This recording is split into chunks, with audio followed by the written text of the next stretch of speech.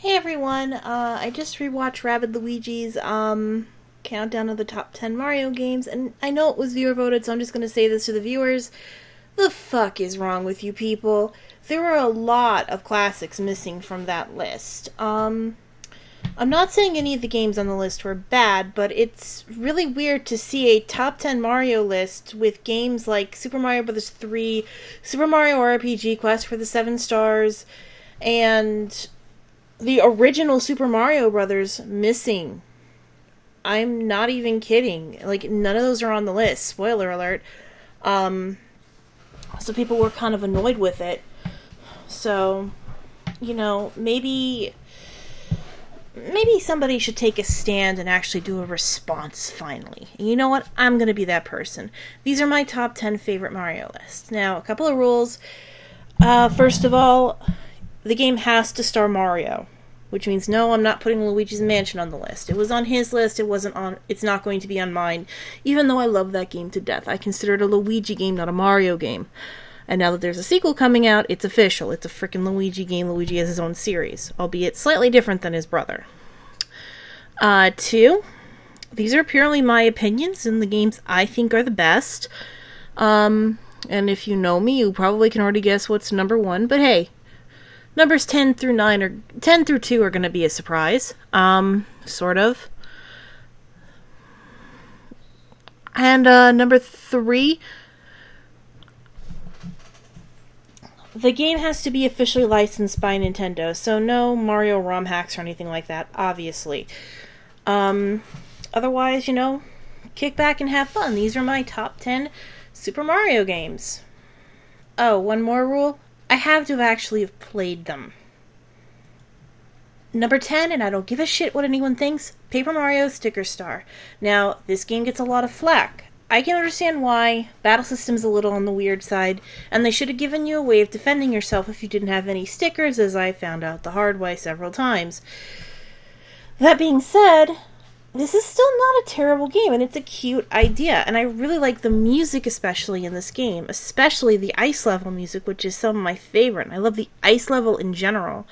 I normally don't really like ice levels because I like not slipping and sliding. I actually dislike ice levels more than I dislike water levels. What does this tell you? But I love the ice level in this one. It's clever, it's easy to control, it's not that frustrating, and it's fun. And it has the haunted house level, which I love. I love haunted house levels. So, yeah. This is Paper Mario Sticker Star, and I like it. And I don't care what anyone says. And if you think I'm stupid for liking it, well then, you don't get any stickers. Number 9 is Super Mario Land for the Game Boy. This was my first Game Boy game, okay? My very first one. When I got a Game Boy for Christmas, all those years ago, I gotten Super Mario Land as the game to go with it. And obviously it came with Tetris, but I never really touched Tetris that much. But Super Mario Land, I played and played and played and played and played. For a while, I was, like, every time my homework was done and I was at home and there was nothing to do, I was on my Game Boy playing Super Mario Land, and I loved the music. My favorite being the music from the final level, the Chai level. Was it the Chai level, or is it called something else? The Chinese-themed level. I loved that music, and I felt so proud when I finally beat the final boss and saved Daisy. And it controls like a Mario game, and honestly, I kind of want to see the Super Flower back as like an actual power-up in the Mario games again, and a few of these enemies. I mean, there were Sphinxes, there were Easter Island heads, there were jumping Chinese vampires. I didn't know what they were until years later when I started getting more into folklore, but the fact that they had these was really awesome. So, yeah, this was one of my favorite games. It still is to this day. I even have it, did I buy it for the DS yet? No, I don't think I have. I should, just so I can replay it, but I intend to get it for my 3DS so I can play it on the go again like I did as a kid. I'm slowly getting my Game Boy gallery into the Plus games I've always wanted into the thing. Hey look, a game that should have been on Rabbid Luigi's list. Without this, we wouldn't have had the real Mario Brothers on Nintendo. The original Super Mario Brothers. I am old enough to have had a copy of this and Nintendo, and this was cutting edge. Okay? I am that old. But this is one of these games that, everyone in my generation grew up with and played. Even if you were a Sega kid, you knew who the hell Mario was because of this game. And, okay, it's not the best game in the world. The story is pretty simple, but at the time, most Nintendo games were fairly simple. Most video games were even simpler than this.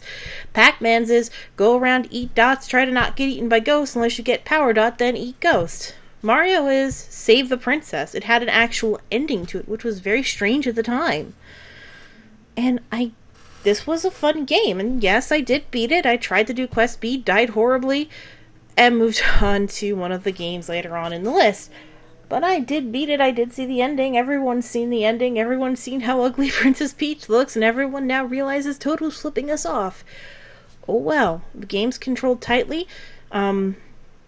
First time you ever saw Luigi, well, not the first time, but I mean the first time on a home console you saw Luigi.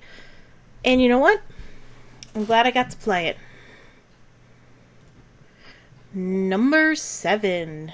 Obviously, if I talked about Sticker Star, Mario Land, and Super Mario Brothers, I'm probably going to talk about Super Mario World. Again, this was one of the first games I got for the console for it, which was, in this case, the Super Nintendo. One of my personal favorites, by the way. A lot of my favorite games are on it. And yes, I did have a PlayStation at the time, too. Not when it came out, but I eventually did get one. I still preferred the Super Nintendo. I think it was just... Little aside. I think it was just the fact that CDs tend to get scratched, and cartridges didn't. So... I guess the durability appealed to me more. I guess that's moot now, but... This game is a lot of fun. There's a lot more variety, obviously. Of course, this is the beginning of Yoshi! Which, I like Yoshi. I like the little dinosaur. And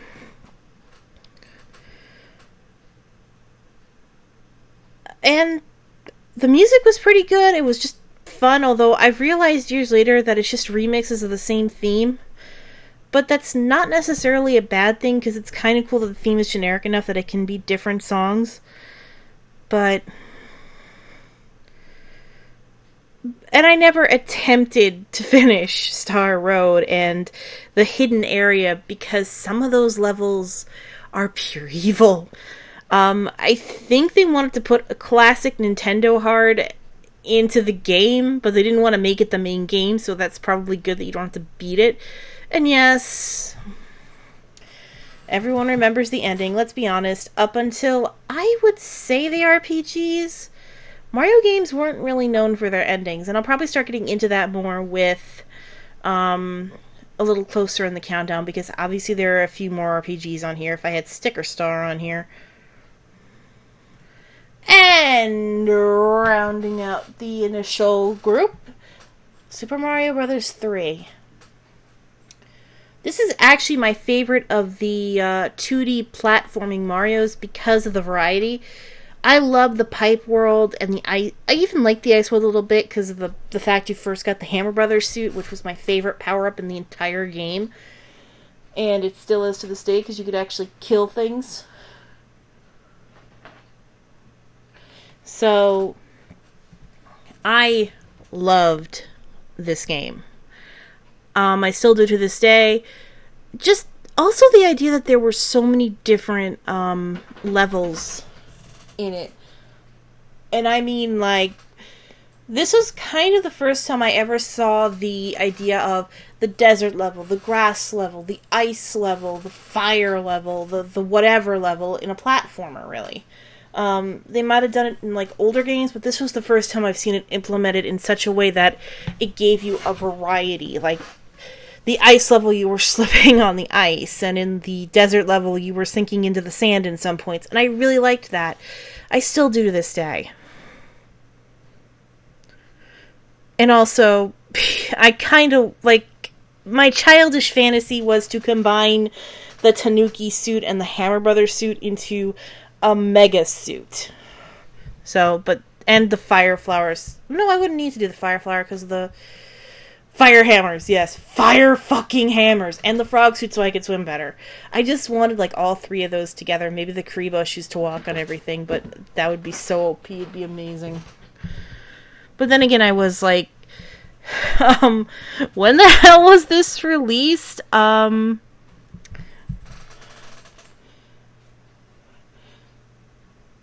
can actually look this up now. Hang on. Okay. This was made when I was about when I was 8 years old. At least that's when it was released in North America. So I was 8 when the game came out. So, yeah. An 8-year-old's idea of a power-up, ladies and gentlemen. Once again, my first game for the new console at the time, in this case, the N64. Are you seeing a pattern yet? I grew up on Mario, okay? Pretty much up until the Game Boy Advance, the first game I got for any system was a Mario game. And that still holds true to the consoles you have to hook up to your TV. In fact, my first Wii U game is a Mario game. Well, it came with the system, and my first Wii game was a Mario game. What does this tell you? So, yeah. I kind of, again, Super Mario 64. This will always be my favorite 3D Mario game, and it's a lot of fun going to the paintings, finding all the secrets, killing the enemies, finding all the stars, and just exploring. This game was very explory, and I liked that, and it got me into other games like Banjo-Kazooie, which I'm so glad I played to this day. Never got to play Tooie. And I mastered so many of the controls. Well, to a point. I could never do the wall kick, though. I'll be honest. I could never get the wall kick right. But the long jump and the backflip, I was amazing at. And then again, I think everyone was amazing at the backflip. Oh, well. I suck at games. But I did beat this game. And, again, and the music was great, too. My favorite being, like, heading to Bowser, the music for that. To the point where I would sing along with it, which I guess makes sense. And when I finally beat Bowser, like, for the final time in that game, I felt so good. Because I'd always be able to get him twice, but the third time was so hard because of the arena crashing down. Pete, calm down. Sorry about that. My cat has his own opinion on Super Mario 64, but he wasn't around when it was released. So yeah, my preteen and teenage years were spent partly playing this, and I'm glad it was. Okay, before we start, let me get this out of the way. Yes, I know this was the American version. Yes, I know the real version was considered too hard for Americans. Guess what? It's technically a level pack. I agree with everyone who said that. I mean, you could have just stuck those levels in as, like, levels 9 through 16, and it would have been, just an extended Super Mario Brothers game. That's literally all it is. I liked Super Mario Brothers 2. I liked the different controls. I loved the music in it. Again, I loved being able to play as Peach, for Christ's sake. You play as Princess Peach, and you can fly, essentially. Yes, you pull things up very slowly. If you need to gather coins quickly, go for Toad. But Peach and Luigi were my two go-tos for various levels. In fact, if I was to fight Wart, and I did beat Wart, I used her to get behind him so the bubbles wouldn't hit me, so I could throw the vegetable into his mouth without missing. Huh? What? I'm the only one who ever tried that? Plus, I like the idea of having a health meter in Mario. I kind of wish more games adopted that. So, yeah, my 6-year-old self loved this game. I still love this game to this day. Naturally, I got the sequel to one of my Game Boy games that I really liked. In this case, Super Mario Land, 2, the 6 golden coins. This one I know is on my DS because I still have to beat Wario again. I have lost my skills in that game, but I've retained them in Wario Land, oddly enough. I beat this game. It was hard. Then I found easy mode, and it felt a little better, but I have no shame. I am not ashamed to say that. But to be fair, I did get all the way to Wario on hard mode. It's just I couldn't beat him on hard mode for some reason, and I had to go to easy mode. But it doesn't affect anything, so who cares? And by the way, for those that don't know, on the select screen, if you press the file select screen, if you press select, Mario will shrink down. It'll say easy mode, and what it will do is it'll take away enemies. It'll take away hazards. Basically, it'll make the game a lot easier by letting you die less. But either way, this was the game that I love and still love to this day. I liked, flying around with the rabbit ears. I loved shooting things with the fire flower. And I loved, just grabbing the hearts, playing the mini games, being able to go into all the worlds. I think my favorite was Space Zone because it was short, sweet, and the music was so much fun, especially the disco theme for the final level. And you fought the boss of the original game again because apparently, the game actually ties into each other. So, but I always had fun with the game. I'm going to cheat a little bit and actually declare this a tie between 2 Mario RPG games, but let me talk about this one first, which is Paper Mario, the original Paper Mario. I love this game. I will play this on repeat almost as often as my number 1 and my other number 2. For the simple fact of, it's just a funny, silly, enjoyable game. I mean, I always found all the badges, all the star pieces, basically every little secret I'm able to find to this day. And I would always unlock everything thinking, in the back of my head, if I'm going to save the Mushroom Kingdom, I'm saving it. God damn it. I'm making everyone happy and making all the wishes I can come true, even though Bowser has the Star Rod, because I'm fucking Mario. And I'm Bo, I'm Cooper, I'm Goombarino. And I don't care what Choco Conroy or Choco Conroy says. Goombarino was my go-to, and I kicked ass with him. I would always tattle on enemies, and I could power up his multi-bunk. I would kill Bowser with Goombarino, alright? Or Goombario, however you say it, but I would kill Bowser with that motherfucker, okay? So, you ain't shitting on my boy. You ain't shitting on my boy. I loved all the characters. Actually, the only one I really couldn't use was Watt, which is kind of a shame because her abilities were really useful.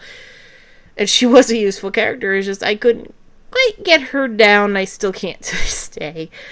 That and Sushi. I'm not good with Sushi either. And I do like using Sushi for fire enemies, but sadly, I cannot. I am sad. Of course, obviously, if I'm going for humor, there is one other game that I like. The ever-fun Super Mario and Luigi Superstar Saga. I almost called Super Mario Superstar Saga. That would have been weird. This game is fun. And people were saying that the story is repetitive. Not really. I mean, yeah, you have to go on like a few fetch quests. But I kind of like the idea of it lulling you into a sense of security and then, hitting you backside of the head saying, hey, guess what, stupid? Your quest isn't actually over because we decided to fuck you over. And the villain's actually smarter than what you normally deal with. Or, in this case, less durable, but more powerful, if you... the glass cannon situation. But the battles were fun. I mean, once I got the timing down, I was better with the attack timings and the defense timings, honestly. But when I got the timings down and all that, I get through the game quickly. I always over-leveled my characters because I didn't want to die.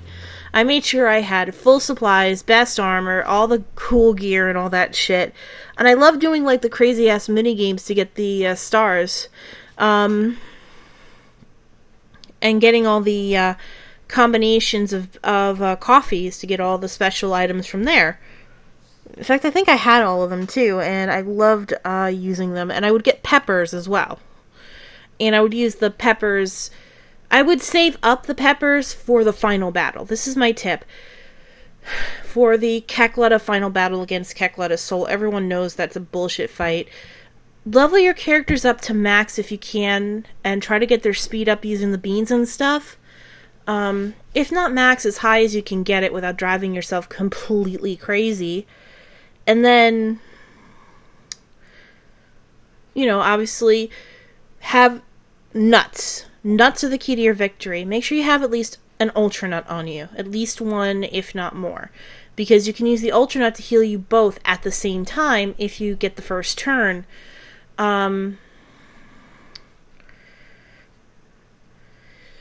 Because... and yeah, that's really hard to do, I know. Trust me. I've died so many times to Kecletta, it's not funny. But yeah, I would recommend having an Ultra Nut and using that to heal both you and your partner up. And then defend for a few turns, but eat both a red pepper and a green pepper. The thing with the peppers is they raise your attack and defense stats, respectively. Red raises attack, green raises defense. But the thing is that they screw with your jumping a little bit. Red makes you heavier, green makes you lighter. So, you get the attack and the defense boost, but the jumping screw-ups cancel each other out. Oh my god, that made the fight so much easier. And make sure you have enough for both... for at least 1 or 2 rounds for Mario and 1 or 2 rounds for Luigi. And just kick ass with them. Otherwise, just keep an eye on your health and all that. So, yeah. That is my advice with the other half of the number 2 slot. Anyone who knows me is already saying, oh, for fuck's sake, of course she picked that one. As I said, anyone who knows me knows that my favorite Super Mario game of all time is Super Mario RPG, The Legend of the Seven Stars. And I have my reasons for it. It's a long, emotional story that I will probably get into another time in another place, but let's just say it helped me through a pretty rough time when I was nearing high school. And I've always loved this game. And it's not just nostalgia blindness, because I've replayed this a couple of times in recent years, and I still love it. And I love the music. It's just, to me, I'm not going to say a perfect game, because there's no such thing. I'm going to say that this is a fun game. This is a bright, colorful, joyous game to me.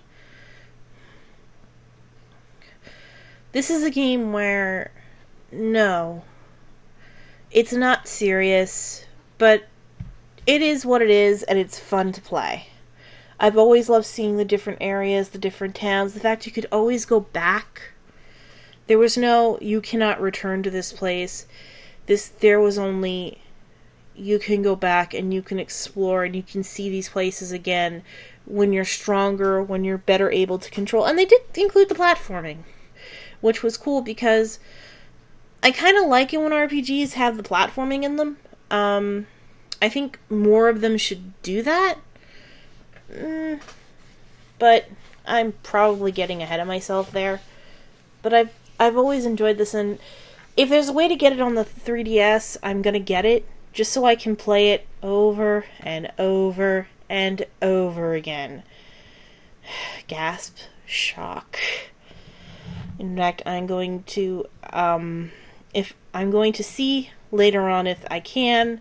If I can't, I am so telling Nintendo to please put this onto the 3DS. I mean, it's already on the Wii, and my Wii stuff is on my Wii U now, so I have it.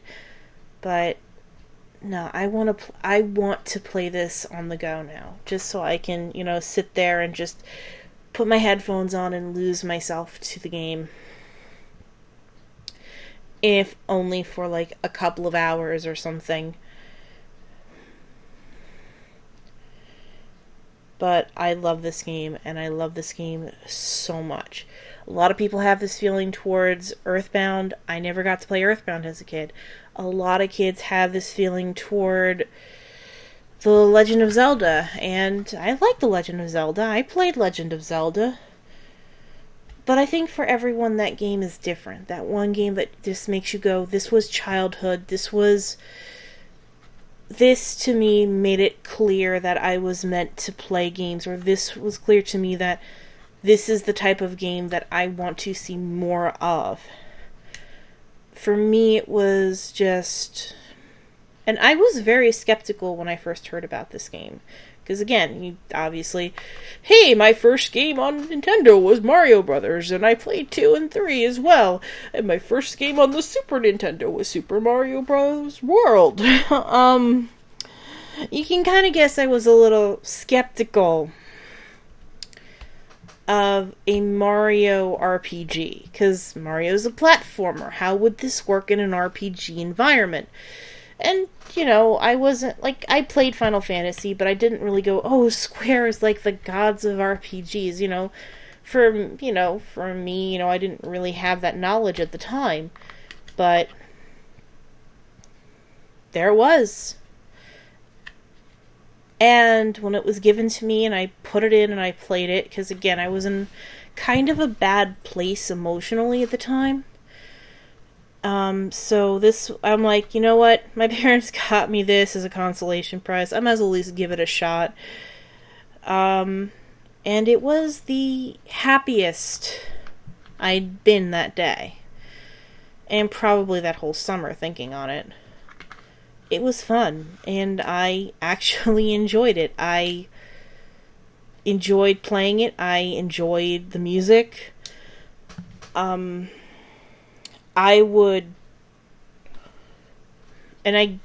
mastered it very quickly. I mastered the moves, the timed attacks extraordinarily quickly. You want to see someone who can get the Gina Whirl right every time, you're pretty much listening to her right now. Ever since I mastered it, I've gotten that damn thing right. I love doing Peach's bomb attack, and I was always annoyed my other characters kept getting hurt and I had to keep group hugging them. I literally was sitting there going, fucking let me bomb the motherfuckers. I used Peach a lot. Peach and Gino were kind of my go-to party members for a lot of the game once I got them, mainly because they both had very good area attacks. And Mario just kind of used pick-me-ups when they died and hit things when he had to. So, yeah, and I can nitpick the game if I really wanted to, but if you were to ask me what my favorite Mario game of all time, without question, it is this one. And if anyone tells me I'm wrong, fuck you. Because this is my list. And if I want to have Sticker Star at number 10 and Super Mario RPG at number 1, it's my damn list. Anyway, I'll catch you guys later. Bye.